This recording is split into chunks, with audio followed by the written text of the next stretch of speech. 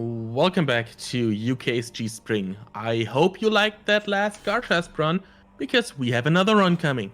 So, Grizz, take it away. Hello there, and welcome back to everybody who's just come back from grabbing a snack. All those who remained, I'm sorry, but we have another Garsharp run here for you. So, massive shout outs to everybody who met the incentive, which I believe was met in one go by Vertia. So, cheers, mate. This is on you. So, like I said before, if you miss a Monster Slayer, basically I'm just going to be going silent and actually doing this run. My buddy Shin here, he's going to be commentating over me and explaining what's going on during the entire run. So hopefully there's not too much delay, because he is watching the actual stream itself. So if there is any delay, I'm sorry there. But yep, all you need to know is we're going to be going straight into the run. So if we're ready on time, time's going to start in 3, 2, 1, go. And straight off the bat, we've got a 2-minute cutscene here. So, what to do? I don't know. You can narrate the entire thing. I'm not narrating this. There's two things that you need to know about this entire game. One, Garsharp is meant to be some sort of badass. This guy on the screen right now, his brother, is a coward. That's all the story you need to know about this game. So yeah, world record for this run, just to give you a bit of perspective of how long this run should take. The world record is 8:26. This opening cutscene is 2 minutes 12 seconds, I believe, or something like that.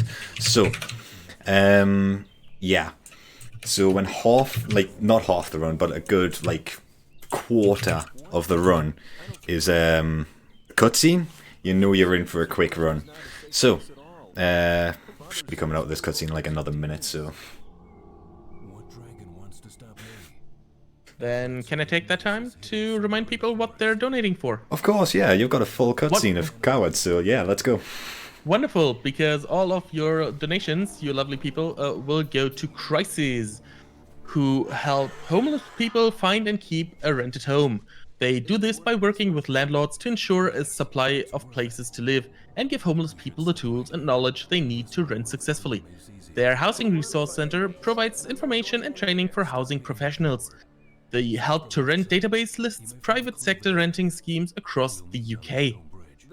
So, if you donate, all of the proceeds go directly towards Crisis, and they do lots of work to help homeless people get work, get a home, and that's such a good cause, especially during the pandemic when they are literally unprotected. So please keep that money coming. Thank you very much. Thank you very much. Right, and just in time actually, because we're just coming out with this cutscene right here. So Shin, if you'd like to take it away, because I'm going to go concentrate. Okay, so first thing you need to do is go all the way forward, wait for the enemies to spawn, and then disobey the laws of walls. Because Garsharp does not know how walls work, or invisible walls. He's trying to jump on top of one of these goblins to jump over the barricade, jump underneath some platforms, and now to hit the invisible walls, jump around those, so he can roll downwards, so he can skip two, fights. And that was unfortunate. Or maybe not. Oh, lucky. Okay. Okay, so he needs to now roll, hopefully properly roll across the bridge to the temple, where he's gonna, if I remember correctly, go to start a cutscene, skip the cutscene, and be not damaged by spikes to, commence a new boss battle, mini boss. There you go.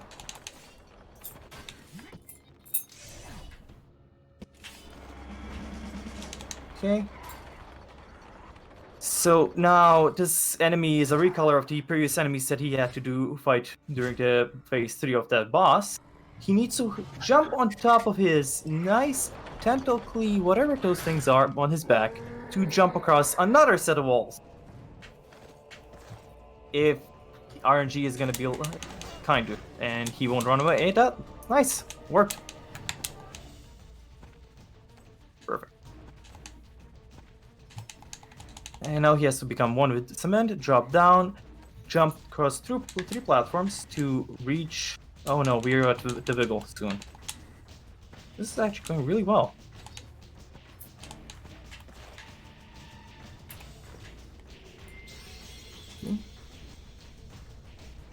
There you go. Now he has to go all the way to the right side and mash A and D on his keyboard really fast, or he's find a rhythm that works for him. That will shoot the camera, because this is the only time the camera is your friend, all the way up into the sky, so he could, don't know why, jump through the wall, through this tower. Basically, just to kind of elaborate on that a little bit, you raise the camera up, and then you do 30 light attacks to the right, which will then once you try to jump up the ledge that you're currently hanging off, it will teleport you to where the camera is then located. So that's the right height, so I'm going to start counting.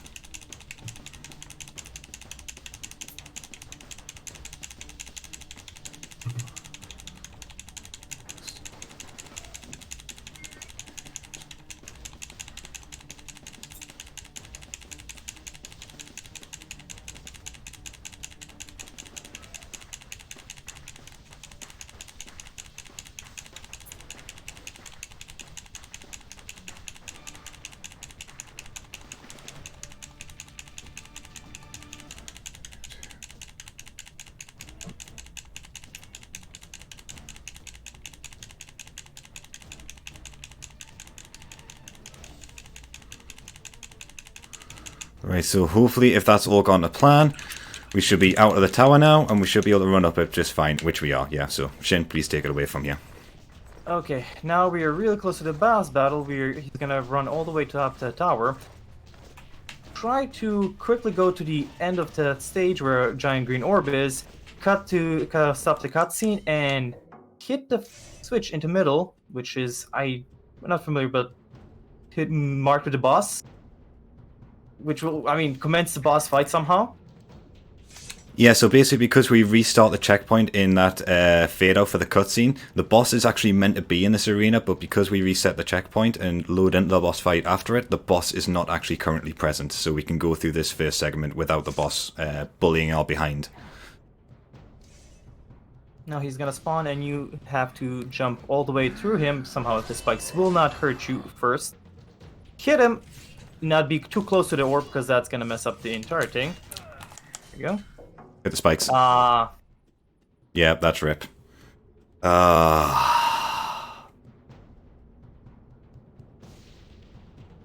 still good time. Yeah, so there's only like one section of spikes where you can jump on. You kind of want to be as close to, you see those like lines on the floor? You want to be as close to that as possible, otherwise you will trigger the cutscene for the opening like boss cutscene where you have to reset the checkpoint again. So yeah, that's so you have to play it pretty close to where you can actually go in terms of your lines. Really unfortunate because it's really going well. Yep, that was the right one this time. Now you have to go dodge a bit away from the wall or where the giant orb is, and then the easier same boss fight happens. So he's gonna, okay. So the only two moves that you have to be careful here is when he does the down sweep, or when he does a wide swing from the right side, which is gonna knock you away even if you're guarding.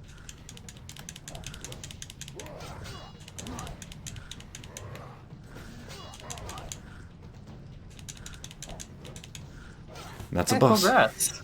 That was a really good boss fight. It was okay. He gave me some bad patterns, to be fair. Yeah, but still, a lot of damage. And now, cutscene, where we see a giant chicken. Yep. Which confuses me. Is this a prequel or a sequel to Monster Slayer? I don't know. I believe it's meant to be a sequel, but the story, from what I understand of it, doesn't make sense because we're once again looking for the same mace that we found in the first game. So I don't know if this is meant to take place in an alternate reality kind of thing or what, or if Gosh has misplaced the mace or something like that, or sold it potentially to pay for some pizza. I don't know. But yeah, we're looking for the mace again, which was that green orb thing, which is why we ran all the way up here. So, Tech, if you can get ready with the time, because we're coming up to it. Now all you have to do is cross the bridge.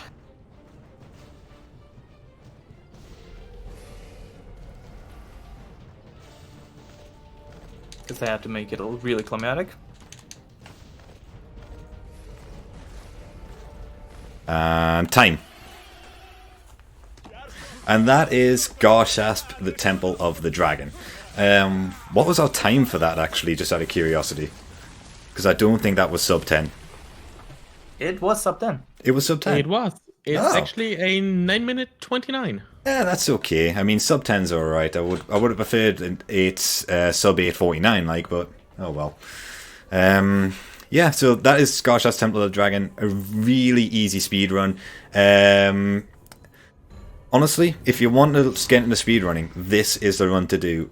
Shin, the co-commentator that we've had on today, he's not a speedrunner, but he does play games quite a bit, and he has actually learned this speedrun and actually got a very respectable time in it without knowing, like, what a speedrun is essentially beforehand. So if Shin can do it, anyone can do it. Pretty much. Yeah. My second attempt, and the game is... Well, you taught me in 30 minutes, so if anybody wants to learn how to play this game, or how to speedrun this game, do send a message to GrizzzzBear. Yeah, if you want to learn this game, just send me a message. I'll be happy to teach you, basically. It's a really easy speedrun. It's cheap on Steam. So if you want to get into running and not sure where to start, this is a great game to start with. As like I say, it's so simple. But yeah, I think that's going to be it from us. Once again, shout out to Virtia, who basically met the incentive himself to actually run this game. So cheers, buddy. Thank you for putting me through the extra pain. But no, please keep watching UKSG. Please keep supporting Crisis. And that's going to be it from us. Thanks, guys. Take care. Wonderful. Thanks, Grizz. Those were two really awesome runs of really awesome, I guess, games-ish. No. But, folks, we are heading towards the final game of this day of the marathon, which will be Resident Evil 4 by Dino Webb. So stay tuned for this run after this short intermission.